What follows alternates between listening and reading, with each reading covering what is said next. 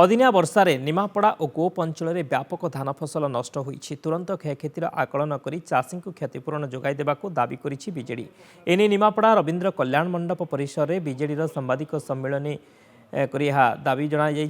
तेज 10 दिन मध्य चाषी मानक क्षतिपूरण जोगाई दिया नगले निमापड़ा और गोप विजु जनता दल राजरास्ता को ओह्लाइब बोली चेतावनी देइछि। बीजेडी नेता दिलीप पात्रଙ୍କ अध्यक्षतार आयोजित सम्मेलन में 18 नंबर जोन में जिला परिषद सभ्या कुंजलता सामल, वरिष्ठ नेता रवींद्र कुमार दास, भाग्यधर खटोई, तपन कुमार पंडा, छात्र नेता सुरेंद्र जेना, कुमार सोमिन दास, गुडू नायक प्रमुख जोग देइथिले।